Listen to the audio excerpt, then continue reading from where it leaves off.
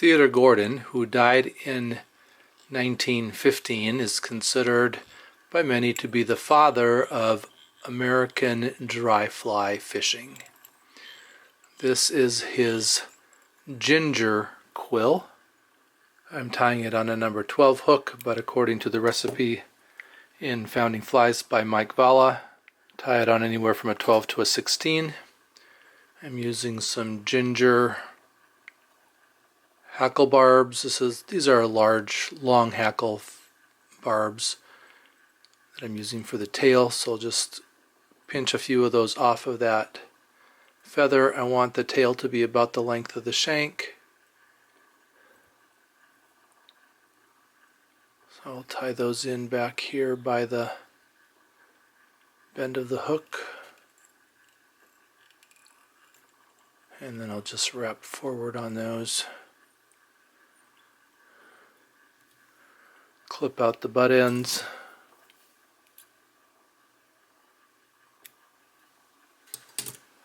The wing on this dry fly is mallard quill. So I have two slips that I have taken from opposite wings. I took them from secondary flight feather wings. I think those for me are the ones that are the easiest to tie.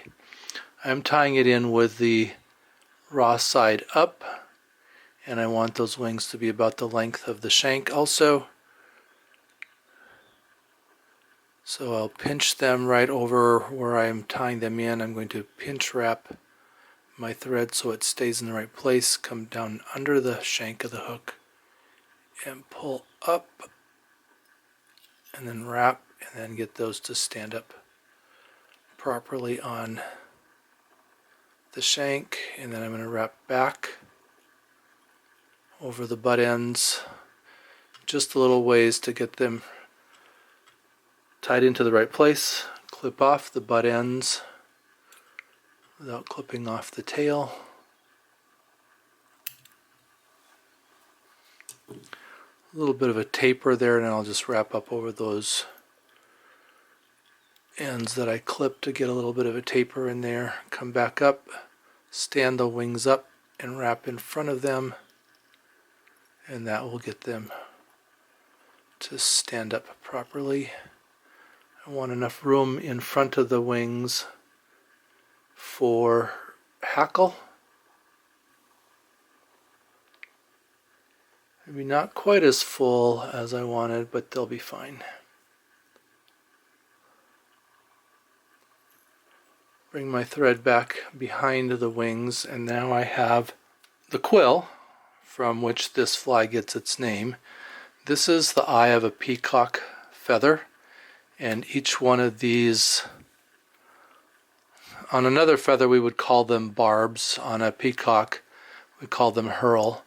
So I have taken one of those herls and I have stripped all of the barbules or flues from that quill, and that will become the body. So I'm going to go ahead and clip off the extra out here in front, tie it in by the small end, and that way when I wrap I will finish with the larger butt end, and that will help my taper as well. And I'll just wrap back on that until I get back to the tail. Before I take my thread back up, I'm going to go ahead and take my thread under the tail. If I get all those tail barbs, and just pull that up, and that will help the tail not to lay down too much. And then bring my thread back up behind the wing, and I've got those wings kind of twisting there. See if I can get them to twist back. And then I will take my hackle plier, grab that peacock herl that I've stripped. We're calling it a quill. I've got two different uses of the word quill on this fly. One for the body wrap and one for the wings. and start over. My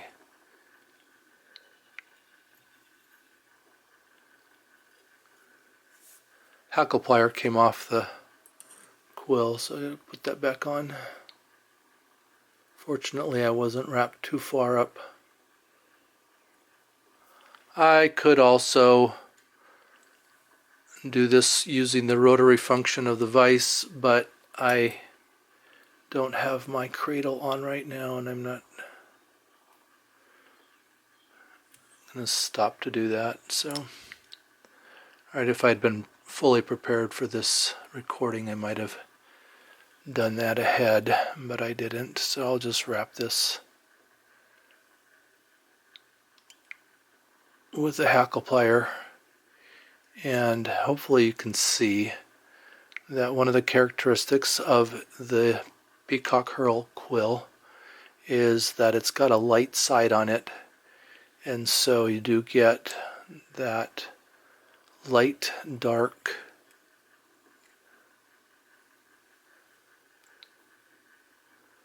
banding in the body when you wrap with the quill. And this peacock quill was one of Theodor Gordon's favorite body materials.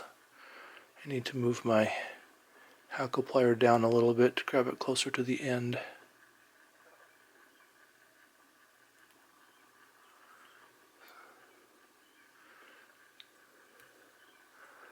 And I'm going to run a little bit short on the quill, but that's not a big problem because I'm going to put a hackle on there over that body material, so, or over the thorax. Wrap 3 times over the top. See if I can grab that quill and wrap underneath of it, and then I'll clip out the extra material. And I am using a honey is what the package says on this feather, but it is really a ginger. So give it a crew cut. I'm also not using the modern contemporary genetically engineered hackle.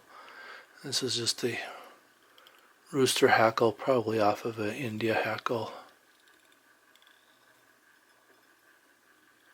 Just catch that in, and then I will grab that hackle feather also with my hackle plier. And I did size the hackle to this size 12 hook, so I want those barbs to be about 1 to 1.5 length of the hook gape.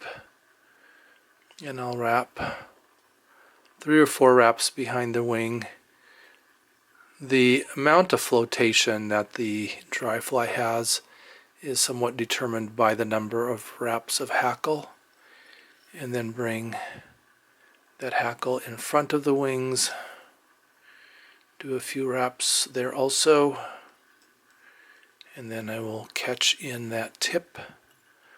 I'll do 3 wraps up over the top and try to go around the front of the hackle. Just make sure I get underneath of the eye of the hook.